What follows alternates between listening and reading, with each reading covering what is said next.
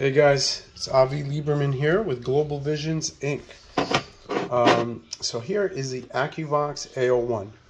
It is an access control reader, and the A01 as well as the A02 and the A03, which is three devices from Akuvox, one that does just RFID, one that does pin and RFID, and the last one that does Bluetooth and RFID. And again, all the devices can be used as a controller with Wiegand inputs to be put in the front, and small power for low powered locks. But that's not what this video is about. This video is about the fact how to install this thing. Now, for surface mount, there's a surface mount box. For flush mount, they do not provide one currently. And again, their boxes are more for, fits the 86 millimeters style European back box. But so when you buy one of the devices, it also comes with a bracket. This is the bracket that it comes with. So this usually would mount on the back box. You put the two screws on the sides, they line up, and then you put this device on top, and you kind of flip it on from the top, swing it down, and then lock it with a screw into this piece basically. But how are we gonna flush mount this if somebody wants to put on a sheetrock wall interior? So the first thing they would do is they would take this, use it as a stencil, and then kind of mark the space of it, and then cut it out. Cut out that sheetrock so it's hollow, and then they would put this on the wall in the same place.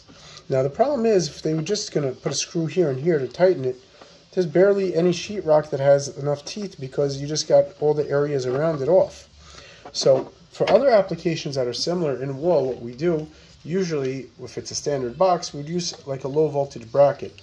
So this is like an LV1, right? This is called LV1. There's other companies that make it similar. And basically there's like a toggle on over here that basically kind of, as you make it tighter, it kind of pulls it close. So we're going to take one of these and we're going to actually cut it. We're going to cut it into two pieces that we need for it. So the first thing that we do is we're going to take this piece. We cut it, as you see, we cut on the bottom here and over here, and then we get this piece. And we do the same thing on the top. The next thing that we do is we're going to have to actually disassemble this from this and attach it to the side, to those two screw holes. Okay? So this itself is going to become a bracket. So the next step here is, and you got to be careful when you're taking these apart, because you got to actually pull out the screw. Okay? And placement's a little bit important because you want to make sure that you have it twisting and locking at the border here, so it's not going the other way around. It's not the biggest deal. If not, you're just going to have to probably manipulate it with your hands as it's being installed, which you will a little bit anyhow. So then you're going to take the bracket here. We just got to make sure we're doing it on the right side. Okay, and then what we do is we're going to take out the screw itself, and we're going to put the screw through here. And then we're going to take the bracket, we're going to go through here. Okay, and then we're just going to mount it around so we have the space on it.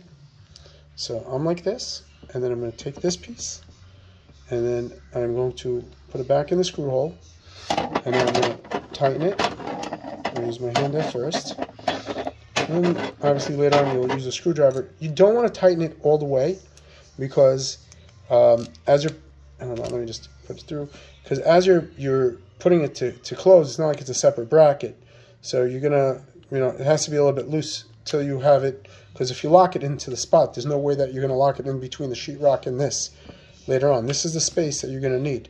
So you put it a little bit loosely, you can tighten it a little bit more, but not all the way. Because again, you're going to need to have it flap up. And then we're going to do the same exact thing with the bottom piece. So now we have both the top and the bottom parts going to be connected to this. So let me just fix the position of this. Alright, so this is going to be here. This part's going to be over here. Alright, 1 second. Okay, let me just get that out of the way. And then when it's tightened, this part locks and this part locks over here. I'll just make it a little bit nicer for a second. Boom, it's nicer. So basically, this is how it's going to look after it's locked. Again, you don't want to make it tight from the beginning because the whole part is you're going to have to lock it. So basically these sides here, they're gonna be out of the way, but again, now this is blocking it, so you got to make it a little bit looser, but you get the point. It'll be out of the way as soon as it gets to the spot in between the sheetrock and the device. It's holding it in tight.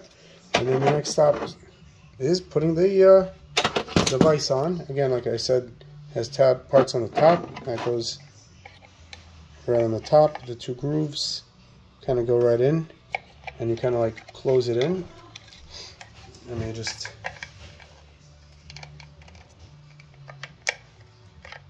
put it in, and as soon as you have it in, you just lock it from the part on the bottom as well, and then you're good to go.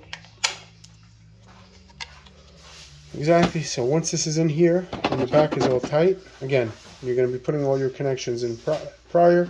Some people say, hey, they have a little bit of an issue, so what they do is because of the space, to make it smoother, they'll shave off a little bit of the plastic, just on like the little piece there. They'll use their cutters to make it like clip in much faster and quicker. I didn't need to over here, and again, it has a little lock screw here. Hope this helped. And again, this is Global Vision. We work with several distributors, mainly Brooklyn Supply. And if you need any more tips or help, please reach out.